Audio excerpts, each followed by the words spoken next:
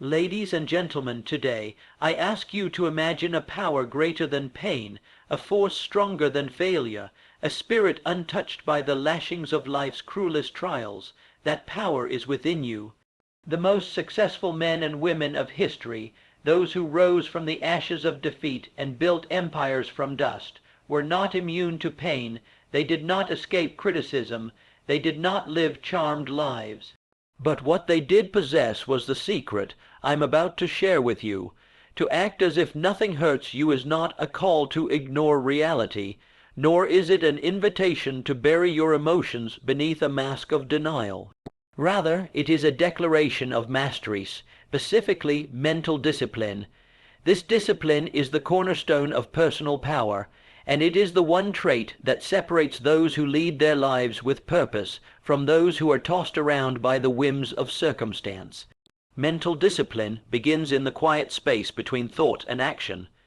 It is there, in that instant, that every human being makes a choice, to react blindly or to respond with intention. The vast majority of people react. They let their emotions govern their speech, their behavior, and their decisions. They allow pain to dictate their pace. Hurt feelings become justifications for hesitation. Criticism becomes a reason to quit. In setbacks, they are seen not as steps, but as signs to turn back. But the disciplined mind operates differently. It absorbs the sting, feels the weight, hears the insult, and still chooses to move forward. That does not mean it is immune. It means it is in command, and this command, this ability to master one's internal environment, is where real power lies, because let me tell you, the external world will never stop testing you. Life is not concerned with how you feel. The storm will rage whether or not you are ready. Your critics will speak whether or not you are deserving. If you want to achieve anything of value, you must learn to act, not from emotion, but from decision. Napoleon Hill often wrote of the power of thought, but he was even more fascinated by the power of controlled thought. He believed that riches, success, happiness, all stemmed from an ability to direct your thoughts with purpose. When you train your mind to act as if nothing hurts you, you are not becoming less human. You are becoming more powerful. You are taking ownership of the very thing that determines the course of your life, your response. Imagine the difference between a person who allows every slight to derail their focus and one who marches forward with a steady gaze, regardless of the noise around them. One is a slave to their circumstances, the other is a commander. The disciplined individual feels pain, yes, but they have trained their mind not to stop when it arrives. They understand that the mind can be taught, just like the body. You can train your thoughts to obey your goals rather than your feelings. This training doesn't happen overnight. It happens moment by moment, choice by choice. When someone speaks harshly to you and you want to lash out, but don't, you've taken a step. When you fail and want to give up, but continue anyway, you've taken another.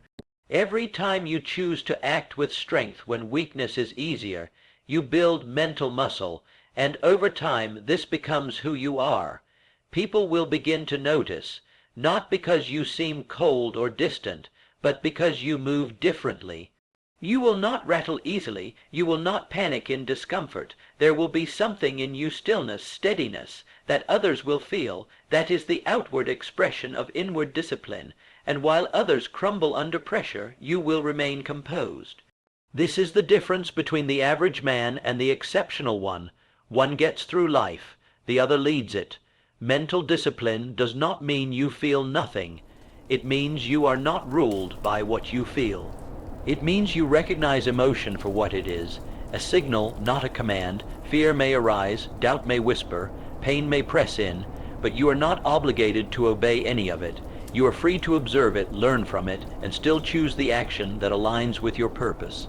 Purpose, in fact, is what gives discipline its strength. Without a clear purpose, there is no reason to suffer. There is no reason to act strong. There is no reward for resilience. But once you know what you are fighting for, once you have defined your goal with clarity, mental discipline becomes not only possible, but necessary, because you realize that the goal is worth more than the feeling.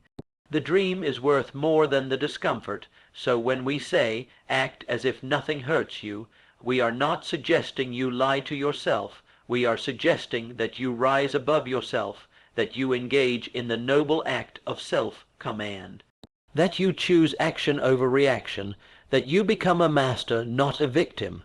And when that day comes, when you walk into adversity and no longer flinch, when people watch you and wonder how you stay so calm, so clear, so unshaken, you will know that your power is not in what has happened to you, but in what you chose to do about it.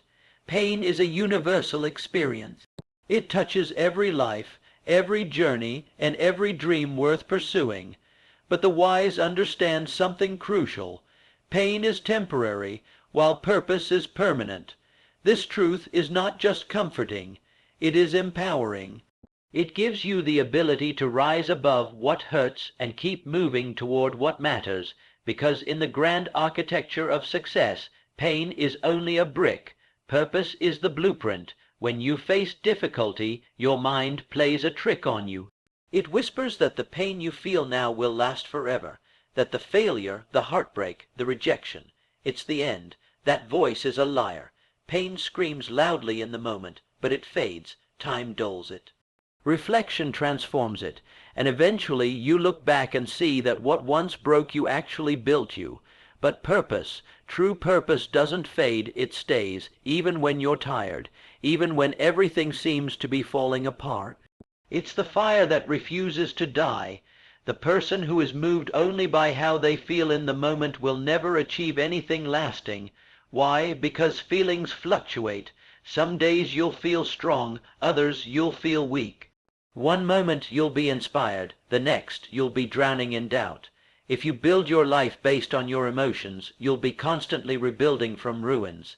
But if you commit to your purpose, if you hold on to that clear and definite aim, as Napoleon Hill taught, then you become unstoppable. You stop letting emotions lead and you begin letting vision lead. Purpose gives meaning to pain. Without it, pain is just suffering. With it, pain becomes fuel. It becomes part of the process.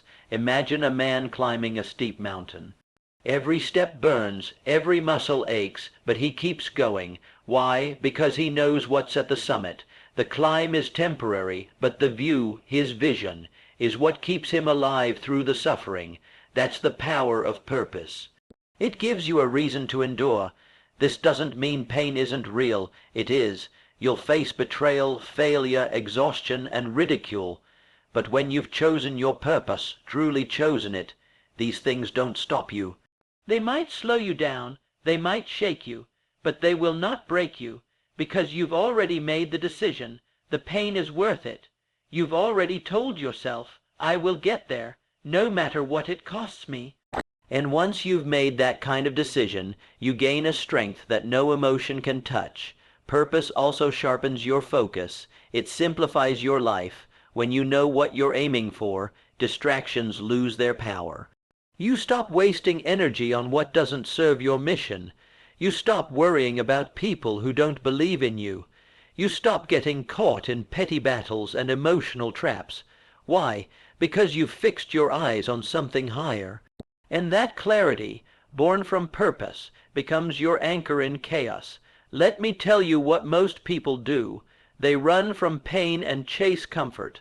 They believe life should be easy. So when pain comes, they take it as a sign to stop. They say, maybe this isn't meant for me. Maybe I'm not cut out for this. That mindset kills more dreams than failure ever will. The truth is, anything worth having demands struggle. Anything that will make you proud in 10 years will probably make you uncomfortable today. That's why you must decide that your purpose is non-negotiable. You must make it bigger than the temporary pains, the temporary doubts, the temporary failures, because that's all they are, temporary. But purpose, that's your legacy. That's what you build your name on. That's what makes people remember you when you're gone. Pain will visit you often, but it never stays unless you let it. Purpose, on the other hand, lives with you. It guides you. It becomes a part of who you are. When you feel like quitting, don't ask yourself how you feel in the moment. Ask yourself why you started. Ask yourself what you want your life to stand for. That's the question purpose answers, and once you know your why, you'll find the strength to push through anyhow. So yes, the pain is real, but it's not the full story, it's only a chapter.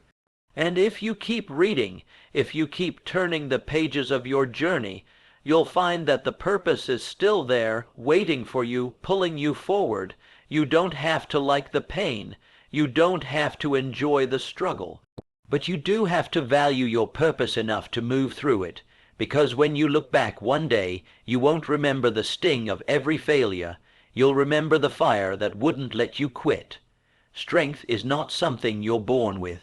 It is not reserved for a chosen few, nor is it some mysterious quality that only heroes and champions possess.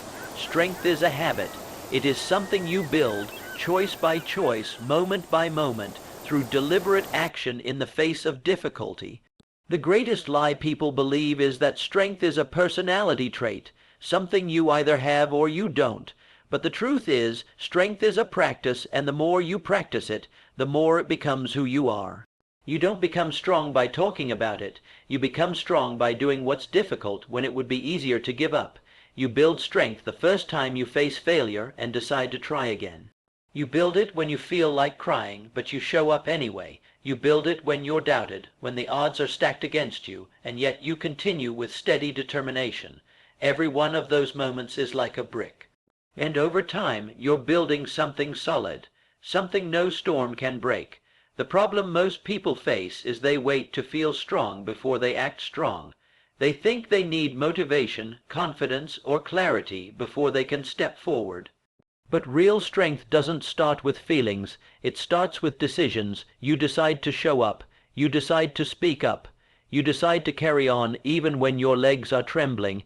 And something powerful happens when you act strong. You become strong.